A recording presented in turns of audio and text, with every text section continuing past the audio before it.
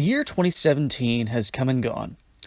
We've been let down, we've been inspired, we've been excited, we've been surprised, we've been flat out cheated, we've been left a little confused, and we've been just plain wowed. And we have been left with plenty to talk about. So you know what? Let's talk about this year. You're on my channel anyways, so you have to at least be somewhat interested in what I think. So these are the rules. These are only movies that I saw in 2017.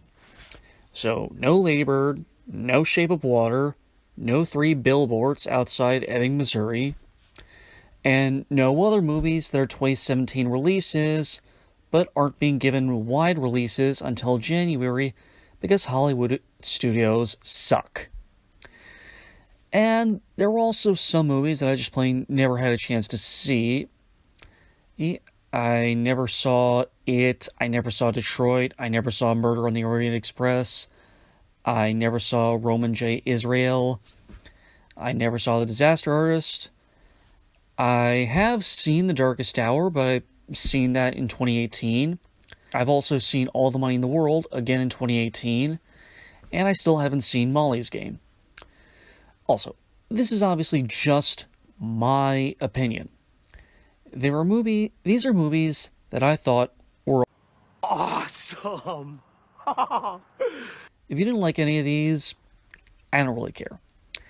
If a movie you did like isn't on here or isn't as high as you'd put it, well, that's just because we're different people who see the world in different ways.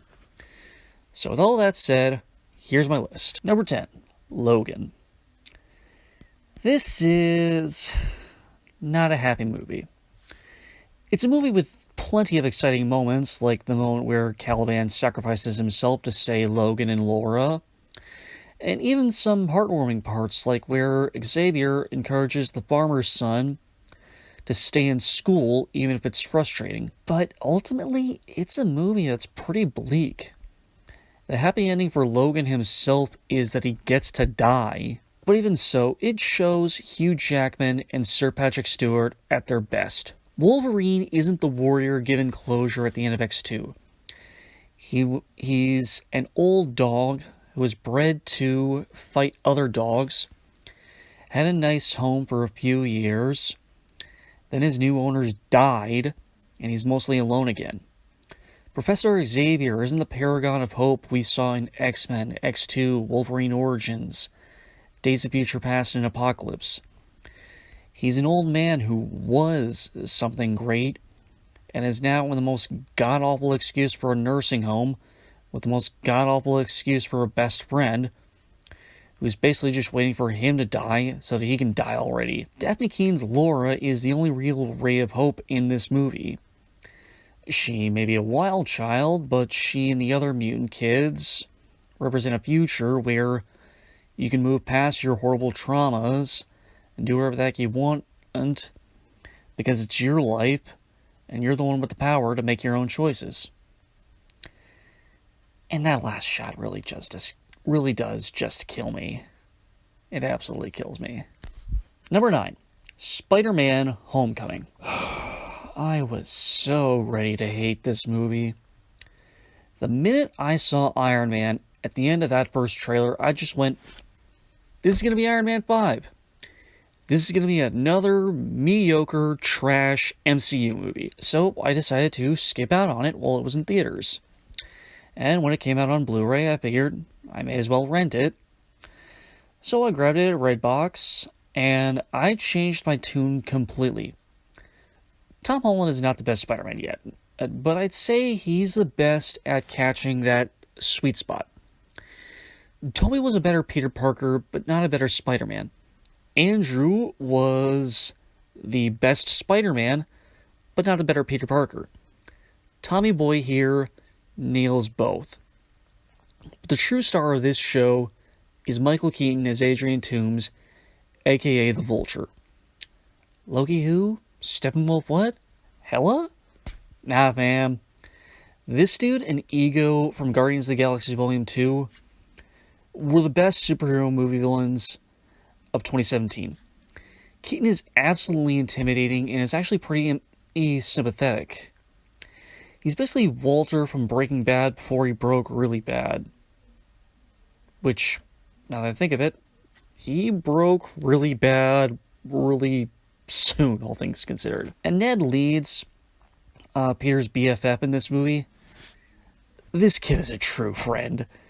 Any kid who will tell a teacher he's looking at porn to protect his buddy's secret is the bestest friend you will ever have. Number 8. Power Rangers. Rotten Tomatoes can suck it. This is a better depiction of high school than Spider-Man was. As much as I love it. These kids aren't the same scrubbed clean overachievers from the 90s show or even the more recent versions. These kids have actual problems. Trini is questioning her sexuality.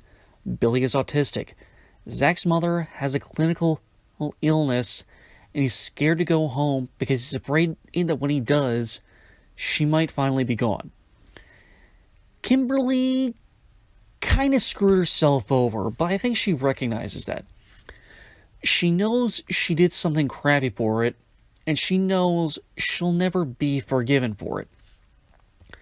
Jason is a star athlete who literally has his future torn away because of one stupid little prank.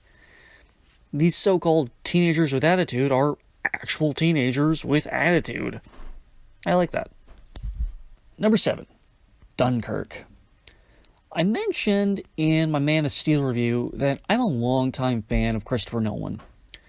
The Dark Knight and The Prestige are two of my all-time favorite films, and I'll admit, I was kind of lukewarm on Interstellar and The Dark Knight Rises. I liked them, but they weren't the same level of greatness as those other films. Dunkirk feels like a return to form, though. The film is intense. It's like that moment in The Dark Knight where the Joker puts that knife in Michael J. White's mouth, but stretched out for 2 freaking hours. All these British kids are just trying to avoid being gunned down by some Nazi punk. They're not there to kill people. They're there to just not die. And special credit to Harry Styles. As far as I know, he's never done any acting before this, and he actually does a pretty good job. Nice job, kiddo. Number 6. Baby Driver. Ignoring the elephant in the room, this movie is just so much fun. John Hamm is another great bad guy. Ansel Elgort is a pretty cool character. The soundtrack is awesome. The chase sequences are terrific. And if I may release my inner SJW for a moment, I really appreciate the fact that Baby himself and his foster father, Joseph, communicate in mainly sign language because Joseph is deaf, and Baby also has damaged hearing. A very nice touch from a master like Mr. Edgar Wright. Number 5. War for the Planet of the Apes. I promised after my Baby Driver review, actually, that I was going to do a review for the whole trilogy. But then I decided to put it off to play more Old Republic, a game that I adore. And then I realized it was October, and I had 3 more Zack Snyder movies to review before Justice League came out. And then I just didn't have time to talk about apes. Which I felt bad about, because I really loved this movie. Andy Serkis, as usual, is on his A-game, and the animation for Caesar is top-notch. While I liked The Last Jedi, there were 2 points that stuck in my craw about it. And one was its treatment of Luke Skywalker. If you're going to do a story where you show a character that we, as an audience, have come to know as an all-loving hero, is brought down and showed to have negative character traits, you can't half-ass it. You need to really show why that was a mistake that your character made, and you need to have the character really acknowledge it and apologize for their mistakes. And spoilers for Episode 8 here. In The Last Jedi, we see Luke almost attack Ben Solo before he's turned into Kylo Ren, and then that's what makes him Kylo Ren. Even though it's shown that Kylo was sort of already on the dark path, and when Luke comes back to confront Kylo, he's not even there to meet him, not really. And his apology sounds more smarmy than sincere. Okay, no more spoilers. Excuse me.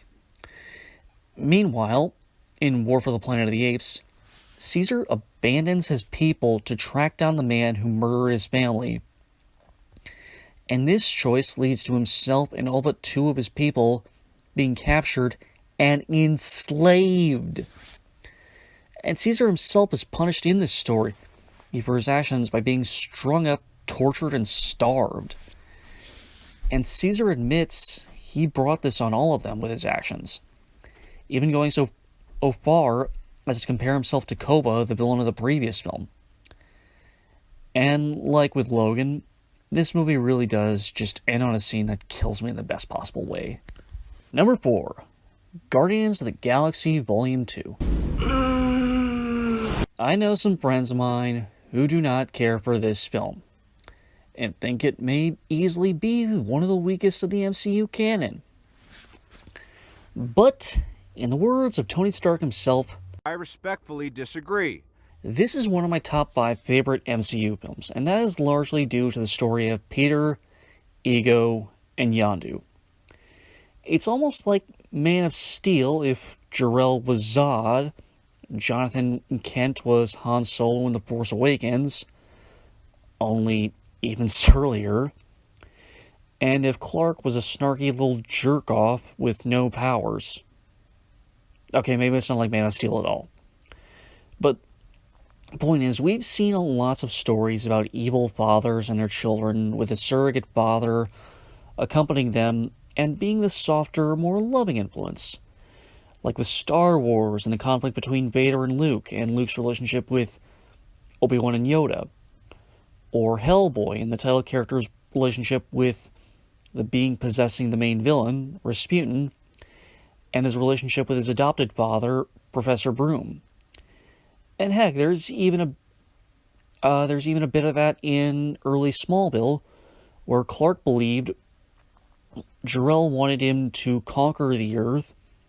Well, Jonathan told him whether or not he would do that is his own choice and no one else's. It doesn't matter what Jor-El thought he should do.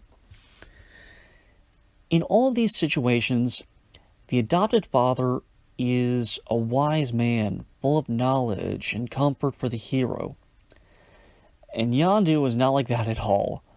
He's a slimy, mischievous, chaotic, neutral kind of character. And he's forced himself to be that sensitive, adopted father because Ego is an absolute monster. But at the same time, Yondu's not a good parent.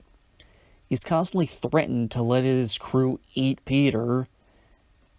He basically raised him to be a criminal. And I like how that's even acknowledged by Yondu.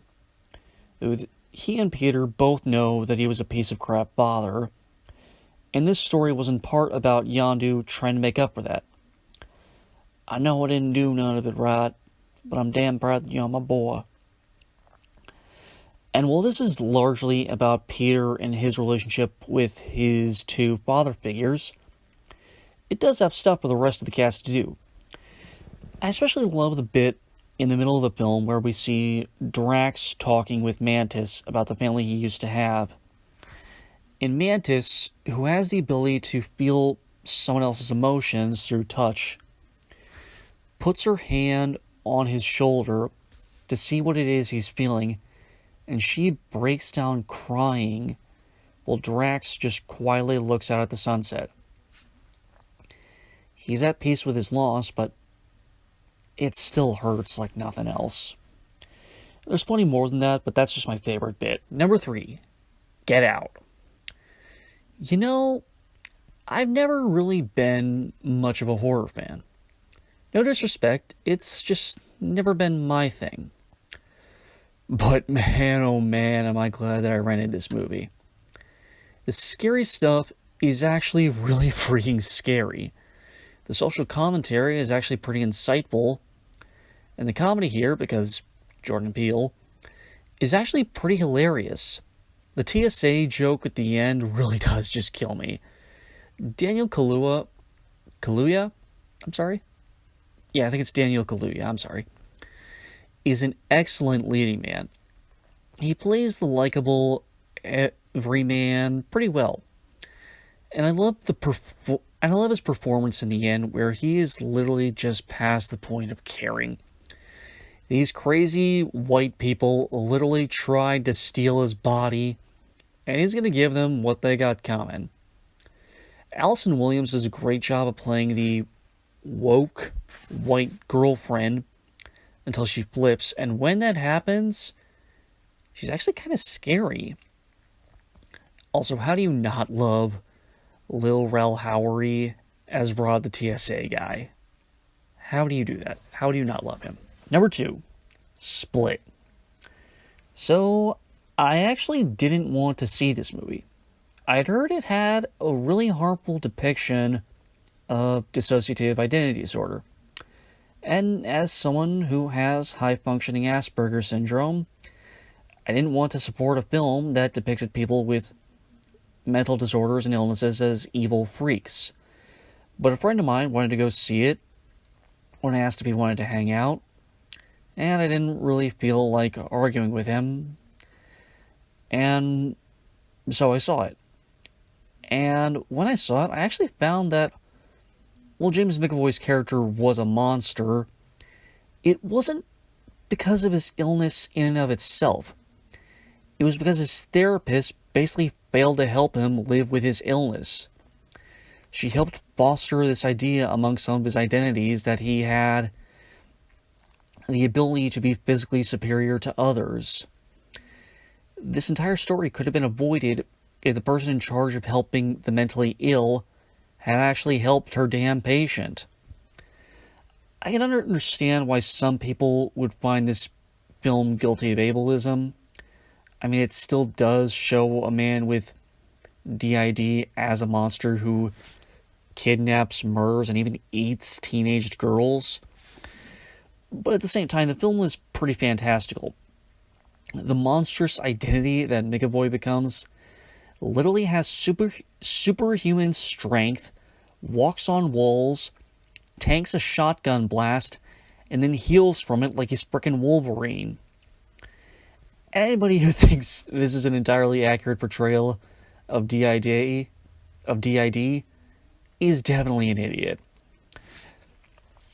And to move on to the topic of the film itself, from a critical POV, James McAvoy absolutely crushes it as this character.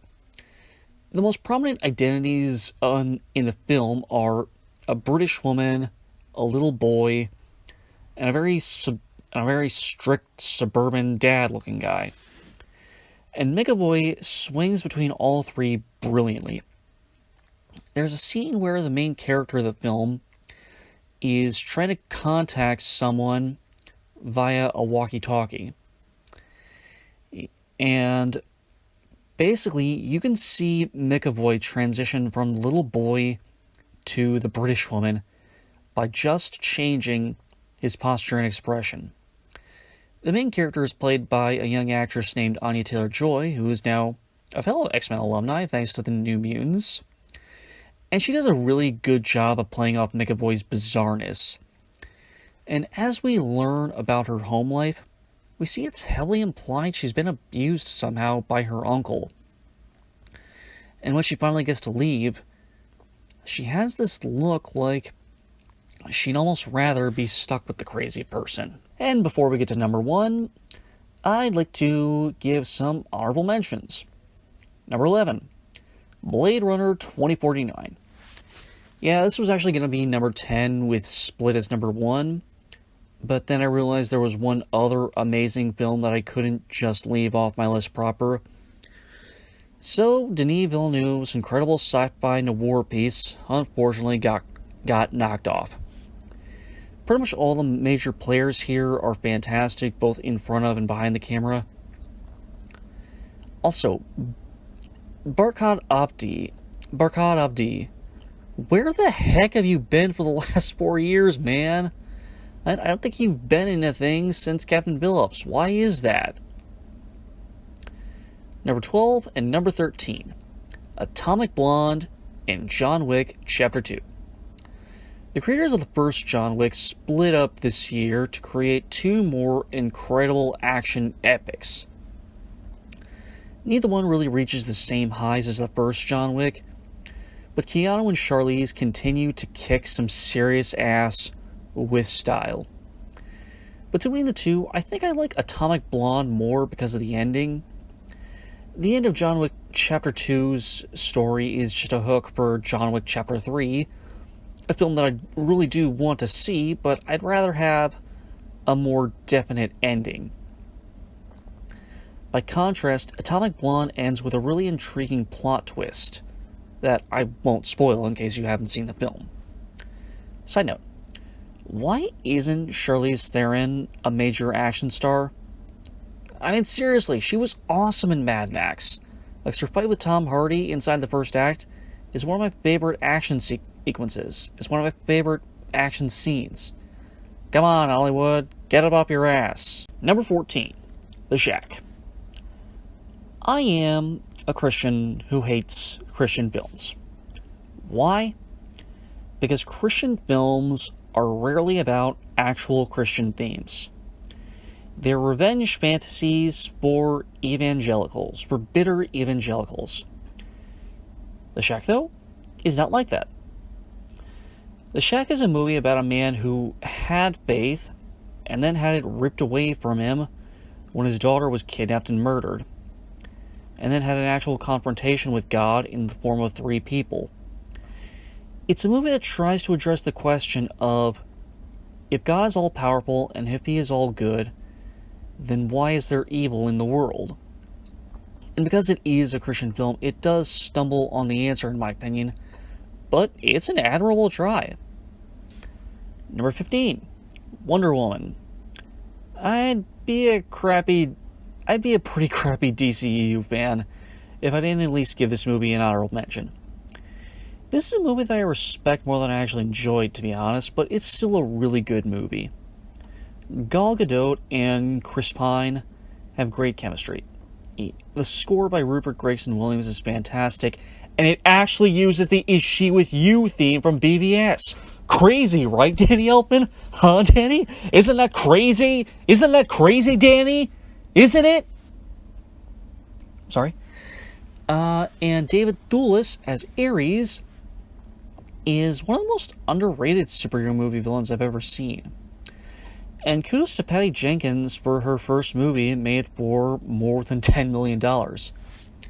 Seriously, Monster was made for $8 million, and this movie cost 8.5 times that much. Awesome job, Patty. Awesome job. And my number 1 film of 2017 is Coco. Remember me, though I have to say goodbye. Remember me, don't let it make you cry. For even if I'm far away, I hold you in my heart. I sing a secret song to you each night we are apart. Remember me, though I have to travel far. Remember me, each time you hear a sad guitar. Know that I'm with you the only way that I can be, until you're in my arms again. Remember me. The story told with just that song is why I love this movie so much. The movie opens with basically a Mexican Elvis singing this song as this epic acoustic power ballad that would blow the house down every single night. And then we realize who Ernesto de la Cruz, the Mexican Elvis and Hector really are. We flash back to Hector singing this song to his daughter before he has to leave to pursue his dreams of being a musician. And then Miguel returns, Miguel being the main character of the film, to the land of the living, desperate to revive the memory of his late great-great-grandfather and restore his just great-grandmother's ability to remember anything at all. It's a song made as a sincere lullaby love song from a father to his daughter, reworked to be this monster ballad a la Good Riddance by Green Day or I Don't Want to Miss a Thing by Aerosmith. And then it's reclaimed to be that loving message to that same little girl, now an adult woman. Isn't that just awesome? I mean, that's just awesome, right? And that was 2017. Will we miss it? Oh, dear God, no! Did it have some bright spots? Well, yeah, it kind of did. Thanks for watching, everyone. Happy 2018. Like and subscribe if you feel so inclined. Share this video if you enjoyed it. Leave a comment with your own top 10. And have an awesome day. Woodstock out.